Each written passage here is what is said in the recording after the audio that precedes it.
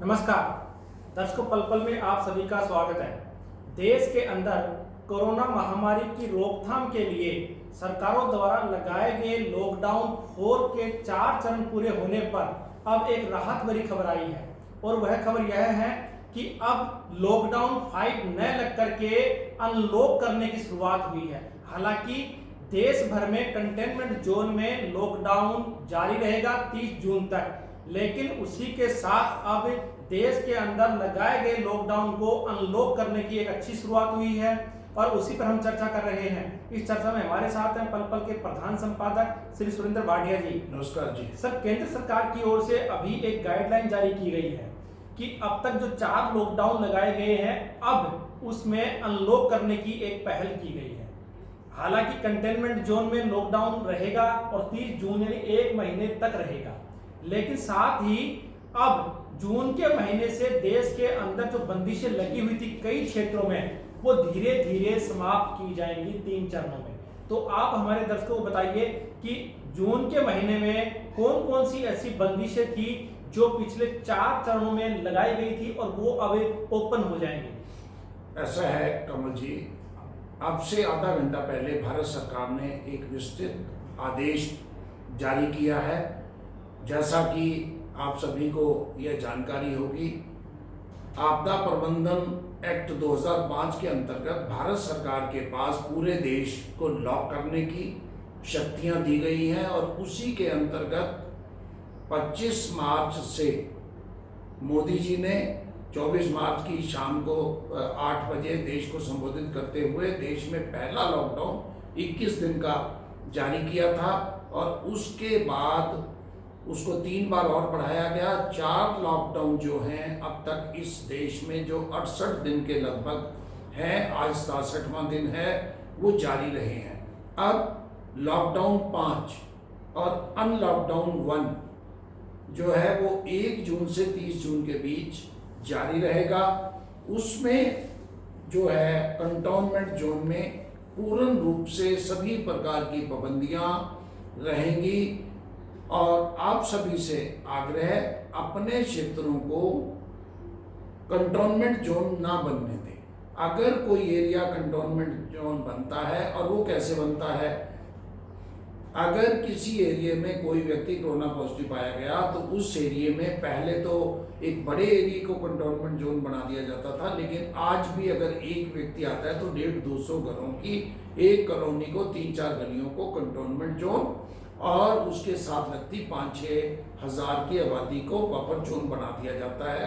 इसलिए आप सभी कंटोनमेंट जोन अपने इलाके को ना बनने दें। वो कैसे ना बनने दें, अगर आप बिना काम से बाहर से नहीं जाएंगे, मास्क लगाएंगे, दूरी रखेंगे, तो शायद आप में से किसी, हम सभी में से किसी को कोरोना वायरस नहीं आएगा और हमारा एरिया कंटोनमेंट जोन नहीं बनेगा। और लगभग वो 28 दिन की जो बंदिश है वो नहीं लग पाएगी। लेकिन सरकार ने कहा कि 8 जून से कई ऐसे क्षेत्र हैं जहां ढील दी जाए या उनको पूर्ण रूप से तब तक बंद खोलेंगे, वो कौन कौन सा? ऐसा है, मुख्य ऑर्डर में जो लिखा गया है वो यही लिखा गया है, lockdown in the containment zone up to 30 June 2020 and reopen phase manner में जो रीओपन किया जा रहा है, सबसे पहला जो पॉइंट है, अभी भी पूरे देश में चाहे फेस मैनर में रीओपन किया जा रहा है, रात्रि 9 बजे से सुबह 5 बजे तक कर्फ्यू रहेगा। हालांकि पहले भी पिछले 2 जो लॉकडाउन थे, लॉकडाउन 3 और 4 में 7 बजे से 7 बजे तक कर्फ्यू था, लेकिन हरियाणा में, हमारे एरिया में उसकी पालना नहीं हुई है। लेकिन अगर हम पालना नहीं करेंगे तो कोई भी एरिया, जैसा कि आज दिल्ली जो है एक तरह से कंटोनमेंट बना हुआ है, मुंबई कंटोनमेंट बना हुआ है, अहमदाबाद बना हुआ है, कई शहर बने हुए हैं, जयपुर बना हुआ है। तो एक पॉइंट ही, और दूसरा जो 8 तारीख से कुछ चीज़ें खोली जाएंगी और उसमें ये है भी 8 जून से रिलीजियस प्लेस जैसे कि मंदिर, गुरुद्वारे, चर्च, मस्जिद वो खोले जाएंगे, होटल, रेस्टोरेंट खोली जाएंगी और शॉपिंग मॉल भी खोले जाएंगे। लेकिन एक चीज़ इसके लिए राज्य सरकारें और जिला प्रशासन, क्योंकि अभी देश में जो राष्ट्रीय आपदा अधिनियम 2005 है वो लागू है, इसलिए उस अधिनियम के तहत राज्य सरकार को और डीएम को व्यापक शक्तियां दी गई हैं। हो सकता है रिलीजियस प्लेस खोल दिए जाए, जैसे कि गुरुद्वारा खोल दिया, मान लिया मंदिर खोल दिया, और सरकार ये गाइडलाइन जारी करेगी 8 जून से पहले। हो सकता है एक ही टाइम में वहाँ 10 लोग ही शर्तों के साथ खुलेंगे, शर्तों के साथ खुलेंगे। इसी प्रकार होटल रेस्टोरेंट जो खुलेंगे उसमें भी सोशल डिस्टेंसिंग रखनी पड़ेगी।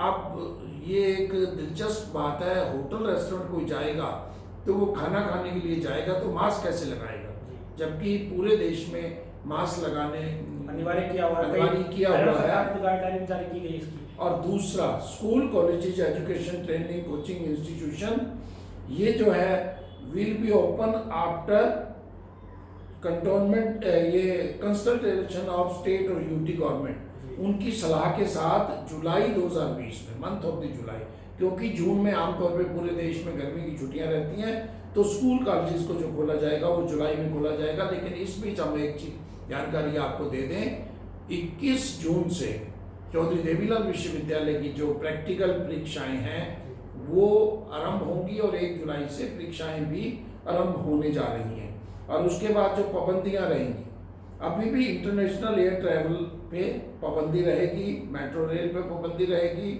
Cinema hall, gymnasium, swimming pool और ये भी बंद रहेंगे। जहाँ भी असेंबली हॉल, सिमिलर प्लेस जितने भी हैं, social, political, sports, culture, religious function, और इस पे भी जहाँ बड़ी गैदरिंग होती है वो बंद रहेंगे। लेकिन इस बीच सरकार ने जो छूट दी है, जैसे कि वो पहले लॉकडाउन 3 के बाद दे दी गई थी, शादी में 50 लोग और अंतिम संस्कार में 20 लोगों को जो है वो 20 लोग ही जा पाएंगे। और इसके अतिरिक्त जो सबसे बड़ा रिलीफ है इसमें, वह रिलीफ दिया गया है इंटर स्टेट मूवमेंट का। पहले आपको अगर इंटर स्टेट जाना होता था, जैसे यहाँ से पंजाब जाना है, यहाँ से राजस्थान जाना है, तो आपको एक डीएम से पास लेने की जरूरत होती थी। लेकिन अब वो जो है आप देश में कहीं भी जा पाएंगे और आ पाएंगे। लेकिन कंटोनमेंट जोन जहाँ होंगे, अभी भी दिल्ली के बारे में स्पष्ट नहीं है कि हरियाणा से हम दिल्ली जा पाएंगे अथवा नहीं जा पाएंगे। वो ये सब जो अंडर स्टेट जो आप बता रहे हैं कि आने जाने की सुविधा दी गई है, ये पर्सनल वाहन में होगी, क्योंकि पब्लिक ट्रांसपोर्ट तो भी बंद रहेगा। नहीं, शायद पब्लिक ट्रांसपोर्ट जैसे कि बसें चालू की है हरियाणा ने, पर वो तो कुछ रूटों पर है, लेकिन इसी प्रकार अभी तक आपको जो जून का महीना है, वो जून के महीने में कुछ पब्लिक ट्रांसपोर्ट भी शुरू होंगी, कुछ रेल की गतिविधियां भी शुरू होंगी। लेकिन उस ढंग से, जिस ढंग से हम 15 मार्च से पहले ट्रैवल कर रहे थे, वो शायद अभी अगले 2-3 महीने तक संभव नहीं होगा। लेकिन पब्लिक ट्रांसपोर्ट शुरू होगी, अब कैब भी शुरू हो चुकी है, 3 व्हीलर भी शुरू हो चुके हैं। लेकिन एक जो इसमें गाइडलाइन में नई चीज़ है, उसमें ये है कि आप अपनी गाड़ी से भी जा रहे हो या किसी टैक्सी से भी जा रहे हो, पहले एक टैक्सी में ड्राइवर सहित 5 लोग बैठते थे, अब उस गाड़ी में 4 व्हीलर में एक ड्राइवर सहित 3 लोग ही बैठेंगे और 3 से 4 होंगे तो 2000 रुपये का फाइन गाड़ी के मालिक को भरना होगा।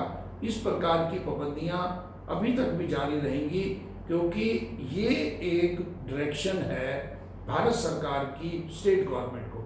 स्टेट गवर्नमेंट इसमें घटा सकती है, बढ़ा सकती है, लेकिन इसका जो स्वरूप है, मूल स्वरूप ये इसी में यही रहेगा।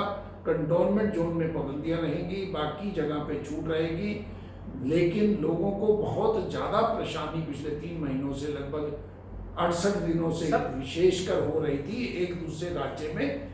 शायद जो जैसे सिरसा जैसी जो जगह है, सिरसा से 20 किलोमीटर राजस्थान और 20 किलोमीटर दूर पंजाब पड़ता है, तो उनकी रिश्तेदारियां एक दूसरे के आना जाना, कोई सरदूलगढ़ में किसी की दुकान है और सिरसा में घर है, और किसी की सिरसा में दुकान है और सरदूलगढ़ में घर है, तो ऐसे लोगों को बड़ी रिलीफ मिलेगी।